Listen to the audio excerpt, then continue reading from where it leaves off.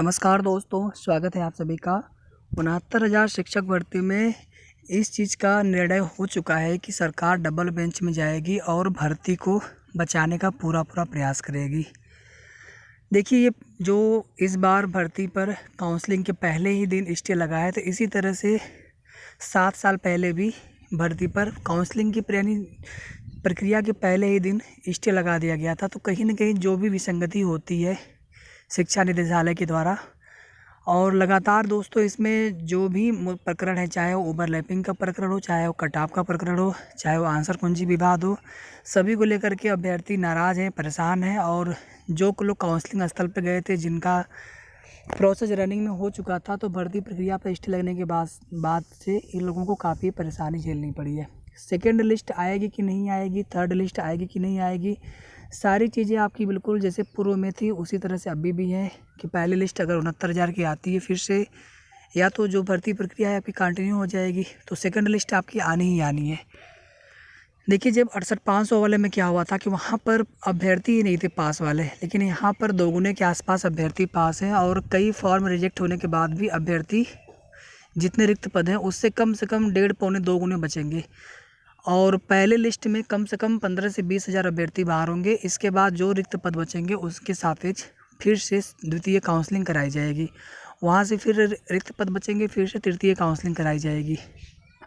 कुल मिलाकर के ये है कि जब तक आपके सभी रिक्त पद भर नहीं जाते हैं, पूरे नहीं हो जाते हैं, तब तक किसी को भी नियुक्ति पत्र न देने का फैसला लिया गया है सरकार के द्वारा।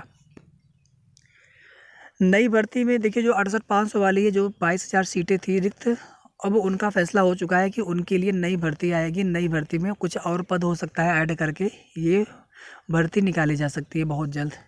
इसी साल हो सकता है, इसी साल के अंत तक, या फिर हो सकता है 2021 के जनवरी फरवरी तक। उसके पहले सरकार की मंशा है कि टेट भी करा लिया जाए।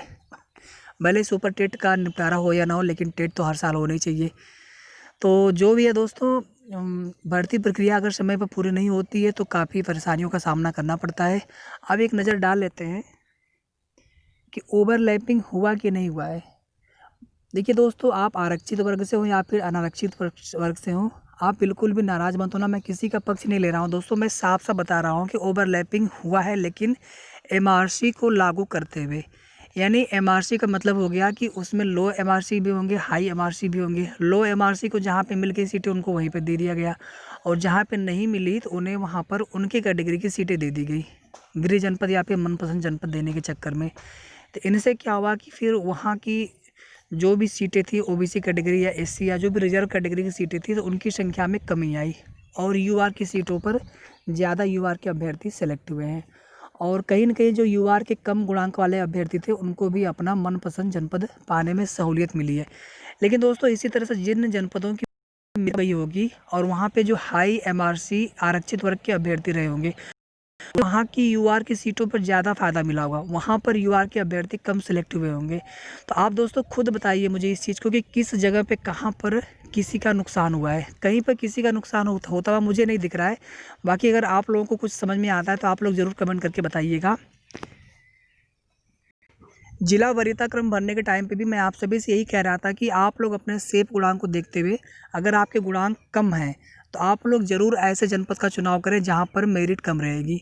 या फिर अगर आप मेरिटोरियस हैं लेकिन अगर आप लो एमआरसी में आते हैं, तो आप निश्चित रूप से एक जनपद ज़रूर रखें जहाँ पर गुणांक कम जा सकता है।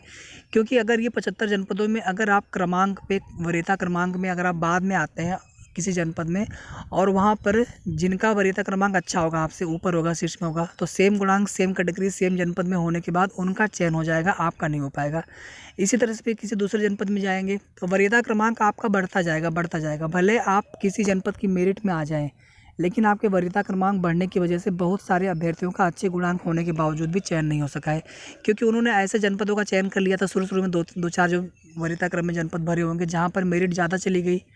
ठीक है, तो इस वजह से कुछ अभ्यर्थियों के हाई गुणांक होने के बाद देखिए, अब ओबीसी की कैटेगरी में 66.60 का भी चयन हुआ है, वहीं पर 66.75 का चयन नहीं हो सका है। इसी तरह से एससी की कैटेगरी में 61.15 समथिंग का चयन हुआ है, वहीं पर 61.28 या 27 समथिंग का चयन नहीं हो सका है। इसी तरह से जनरल कैटेगरी में 67.15 का भी चयन हो गया है। तो जो आपको डिफरेंस देखने को मिल रहा है दोस्तों, इसमें आप क्या कंपेयर कर रहे हैं कि जो यूआर की कट ऑफ है उसको आप ओबीसी की कट ऑफ से डायरेक्ट कंपेयर कर रहे हैं, जबकि आपको यहाँ पे लो एमआरसी और हाई एमआरसी की जो पूरी रेंज है, अगर कम से कम 70 से लेकर के 75 तक, या आप 69.15 से लेकर के 74 तक आप चले जाइए, तो ये जो 5 का डिफरेंस अगर इसका आप एवरेज लेंगे तो 71 के आसपास या 72 के आसपास आएगा। वहाँ से अगर आप कंपेयर करेंगे ओबीसी के कट ऑफ को तो कम से कम 3 से 4 गुणांक का आपको अंतर मिलेगा।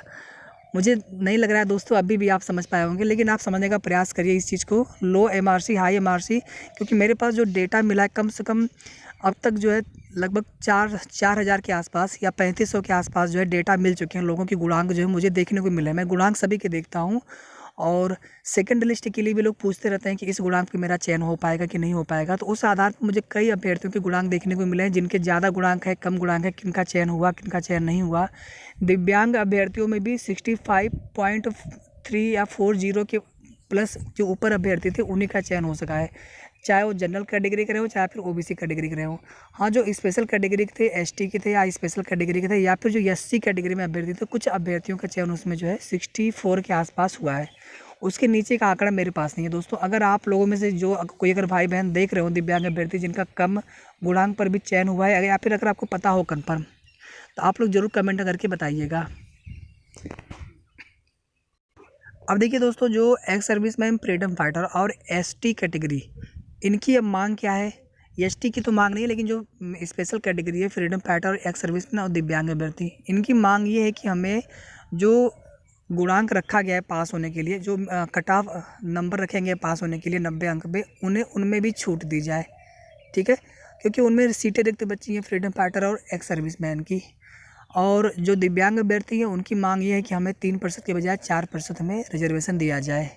तो ये कुल मिलाकर के सभी की जो भी अपनी अपनी समस्याएं हैं, और एसटी कैटेगरी की जो सीटें हैं वो किसको मिलेंगी कि नहीं मिलेंगी, या फिर जो स्पेशल कैटेगरी की सीटें हैं, ये सीटें जो है टोटल ऐड होकर के यूआर की कैटेगरी में चली जाती हैं। वहाँ पर फिर सभी कैटेगरी के अभ्यर्थियों को फिर जो है समान, मतलब उनको एक जनरल कैटेगरी मान करके फिर उनको मेरिट, या कह सकते हैं कि कट ऑफ पर उनको फाइट कराया जाता है, जो मेरिट होती है वहाँ पर बनती है, तो उस हिसाब से बाद में वो सीटें वितरित हो जाती हैं। तो उसके बारे में कोई भी कंफर्म न्यूज़ नहीं है दोस्तों, बस इतना कंफर्म है कि सेकेंड लिस्ट आपकी आएगी, थर्ड लिस्ट भी आपकी आएगी, और सेफ गुणांक आपका कम से कम जा सकता है। जनरल में 65 प्लस या 64 प्लस वाले को भी मौका मिल सकता है, कम भी है तो भी आप निराश मत होइए। निराश होने से कुछ होने वाला तो है नहीं, होगा तो भी ठीक है, बहुत अच्छा होगा, अगर नहीं हुआ तो आप कम से कम कोशिश तो कर रहे हैं ना, और आगे की जो भी आप तैयारी तो कर रहे हैं, आपको कम से कम मालूम तो पड़ रहा है ना क्या डॉक्यूमेंट्स लगाने हैं, क्या चीज़ें लगनी है, क्या मिस्टेक्स लोगों से हुई है संशोधन में, जो मौका नहीं मिल रहा है उनको, कितने लोग केवल संशोधन की वजह से बाहर हो रहे हैं। तो दोस्तों आप सभी लोग जुड़िए, आप सभी लोग एक एक जो भी चीज़ें हैं ना आप उनको जानिए। भले आपको लगता है कि मेरा सिलेक्शन होगा कि नहीं होगा, बहुत कम गुणांक है मेरा, फिर भी आप सभी चीज़ों को समझने का प्रयास करें, ताकि जो गलतियाँ अच्छे गुणांक वाले यहाँ पे करके बाहर हो जाएंगे वो गलती आप नहीं करेंगे, ठीक है। पूर्णांक प्राप्तांक सबसे अच्छा होता है कि आप लोग जब भी फॉर्म आवेदन करें, चाहे ऑनलाइन आवेदन करें, जिला वरीयता क्रमांक भरें, कुछ भी करें, आप लोग खुद से घर पे बैठ के मोबाइल से या लैपटॉप डेस्कटॉप उससे करने का प्रयास करें, उसमें गलती की संभावना न्यून होती है, कभी गलती नहीं होगी आपसे, ठीक है। साइबर कैफ़े में आप देखते हैं, लेकिन कभी कभी चीज़ें छूट जाती हैं, जल्दी जल्दी वो लोग फॉर्म भरने के चक्कर में उनसे भी गलती हो जाती है, तो आप किसी को दोष नहीं दे सकते हैं, आप खुद से भरने का प्रयास करें। बहुत आसान प्रक्रिया होती है, आपके पास स्मार्टफोन है, बिल्कुल आसान प्रक्रिया होती है, आगे कोई भी चीज़ें होती हैं दोस्तों।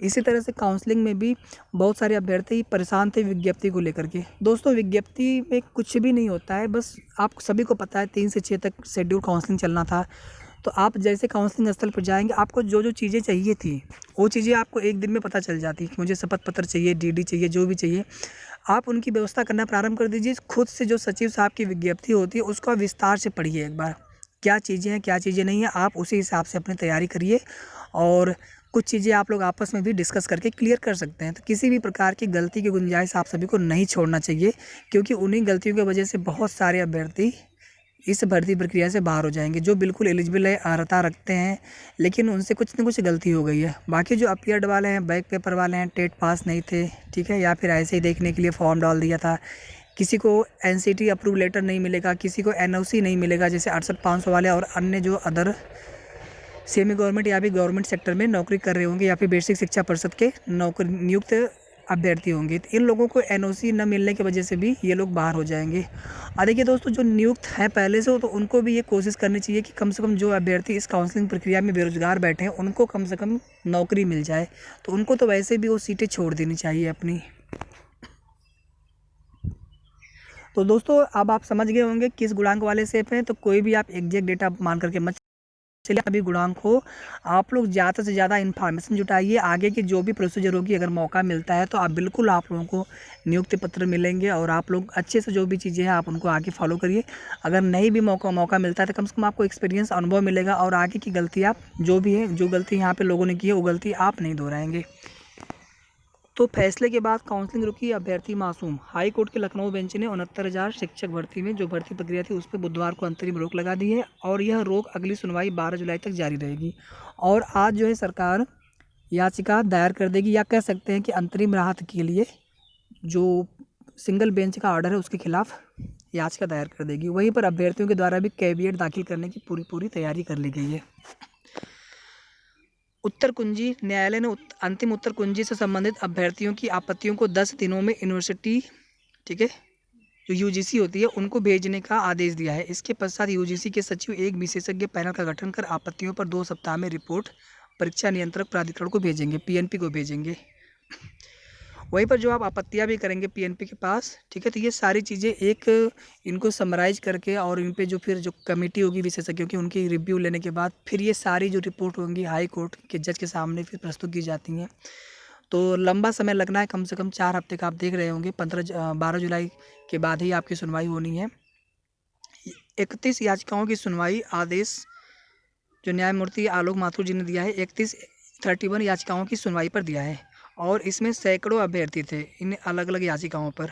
तो याचिकाओं में 8 मई को जारी उत्तर कुंजी के कुछ उत्तरों पर आपत्ति जताई गई है। कोर्ट ने विस्तृत सुनवाई के बाद पारित अंतिम आदेश में कहा कि प्रथम दृष्टया यह कोर्ट पाता है कि उत्तर कुंजी में कुछ दिए गए जो उत्तर हैं स्पष्ट तौर पर गलत हैं, मूल्यांकन करने में हुई गलती। यानी कुछ ऐसे भी प्रश्न हैं जिनके उत्तर पूर्व की वर्तमान उत्तर कुंजी से अलग बताए गए हैं। न्यायालय ने कहा कि हमारे विचार से प्रश्न पत्र का मूल्यांकन करने में त्रुटि हुई है, जिसका खामियाजा बड़ी संख्या में अभ्यर्थियों को भुगतना पड़ेगा। न्यायालय ने कहा कि स्वयं राज्य सरकार ने अपने जवाबी हलफनामे में स्वीकार किया है कि कुछ प्रश्न जो विवादपूर्ण हैं और जिनके एक से अधिक उत्तर सही हो सकते हैं। दलील खारिज। तो महाअधिवक्ता डॉक्टर राघवेंद्र सिंह जी व मुख्य अस्थायी अधिवक्ता रणविजय सिंह ने दलील दी कि कोर्ट को मामले में हस्तक्षेप नहीं करना चाहिए, क्योंकि ऐसे विवाद में परीक्षा प्राधिकरण के पक्ष में प्रकल्पना की जानी चाहिए। कोर्ट ने सरकार की इस दलील को खारिज करते हुए कहा कि वैकल्पिक प्रश्नों में विवादपूर्ण प्रश्नों के लिए कोई स्थान नहीं होना चाहिए। गौरतलब है कि करीब 1.25 साल इंतजार के बाद कट ऑफ को लेकर हाई कोर्ट का फैसला अभ्यर्थियों के लिए खुशियाँ लेकर के आया था, पर 28 दिन के बाद ही उनकी खुशियों पर फिर से ग्रहण लग गया। वहीं शिक्षा मंत्री, बेसिक शिक्षा राज्य मंत्री डॉक्टर सतीश चंद्र द्विवेदी जी का कहना है कि हम फैसले के खिलाफ डबल बेंच में याचिका दायर करेंगे। हमारी कोशिश होगी कि भर्ती प्रक्रिया पर रोक हटवाई जाए। हम भर्ती को लेकर संवेदनशील हैं, हम अभ्यर्थी परेशान ना हो, किसी के साथ अन्याय नहीं होगा। अगर यही काम पहले थोड़ा सा कर लिए तो जो भी विवादित प्रश्नों का मुद्दा था, अगर एक आध दो प्रश्नों में उन्हें लग रहा था कि वास्तव में वो जेन्युइन प्रॉब्लम है, ठीक है, क्योंकि जब आप एफिडेविट में हलफनामे आप जब स्वयं इस चीज़ को स्वीकार कर चुके हैं कि कुछ विवादित प्रश्न हो सकते हैं, तो फिर आपको उनका निपटारा पहले ही कर देना चाहिए था। अब देखिए, ऐसा नहीं कि जो नए अभ्यर्थी आएंगे तो उनसे जो है मेरिट आपकी प्रभावित होगी। हाँ, जो शिक्षा मित्र होंगे या फिर जो स्पेशल कैटेगरी के अभ्यर्थी होंगे तो उनसे अदर लोगों को किसी प्रकार का नुकसान नहीं होगा, सिवाय जो यूआर की सीटें होंगी, कुछ सीटें और बढ़ जाएंगी। तो इनसे जो योग्य अभ्यर्थी होंगे उन्हीं को तो चयन मिलेगा। भाई, आप लोगों के जो साथी भाई बहन हैं उन्हीं को तो चयन मिलेगा। तो इसमें किसी का भी हित कोई प्रभावित नहीं होता है। देखिए, जो प्रश्न आपके हैं उसमें कुल 5 प्रश्न हैं, जो 4 मुख्य प्रश्न हैं जिन पर विवाद है। एक नाथ संप्रदाय वाला, गरीबी का आकलन वाला, ठीक है, शैक्षिक प्रशासन वाला और एक सामाजिक प्रेरक वाला। एक प्रश्न परिभाषा वाला भी है, लेकिन उस पर जो है कॉमन अंक मिलने की संभावना कम है। तो इन 4 प्रश्नों में से अभी भी पूरी पॉसिबिलिटी है कि 1 या 2 प्रश्नों पर कॉमन अंक दे दिए जाएंगे। ये भी हो सकता है कि भर्ती प्रक्रिया आपकी आगे कंटिन्यू हो जाए, क्योंकि सरकार जो प्रेयर दाखिल करेगी उसके बाद अगर डबल बेंच परमिशन दे देती है तो आपकी जो भर्ती प्रक्रिया है काउंसलिंग कंटिन्यू हो जाएगी और जो विवादित प्रश्न हैं उन पर भी जो है रिव्यू चलता रहेगा। ये चीज़ होता है इसमें।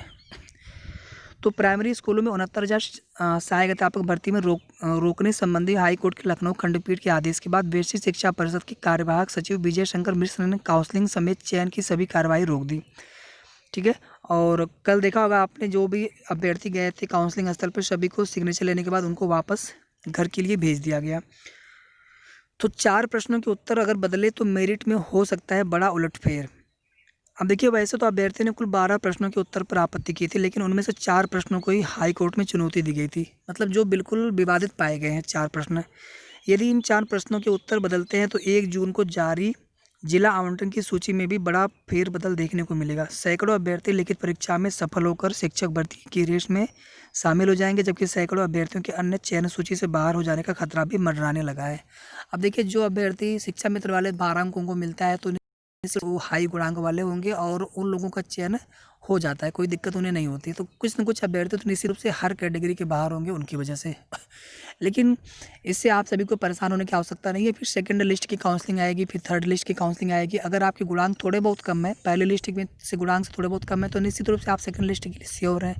ज़्यादा कम है तो भी आप लोगों को मौका मिलेगा, क्योंकि कितनी सीटें रिक्त बचेंगी ये जब तक पहली राउंड की काउंसलिंग समाप्त नहीं हो जाती तब तक इसके बारे में कुछ भी बता पाना मुश्किल होगा। एक आंकड़ा है मोटा मोटा कि 15 से 20 हज़ार अभ्यर्थी हो सकते हैं बाहर, और इतनी ही सीटें रिक्त बचेंगी। फिर उतनी ही सीटों के लिए अभ्यर्थियों की मेरिट के डिसेंडिंग आर्डर में और उनके जो वरीयता क्रमांक में जनपद है उनको आवंटित करते हुए मेरिट लिस्ट फिर से जारी की जाएगी। और उसके बाद फिर आपकी सेकंड काउंसलिंग, और उसके बाद फिर से तीसरी लिस्ट भी आएगी, क्योंकि ये आपकी अंतिम लिस्ट नहीं होगी। 3-4 या ऐसा कह सकते हैं कि जब तक ये पूरी सीटें रिक्त नहीं भर नहीं जाती हैं तब तक जितने भी सीटें रिक्त बचेंगी उनके सापेक्ष अभ्यर्थियों को बुलाया जाता रहेगा।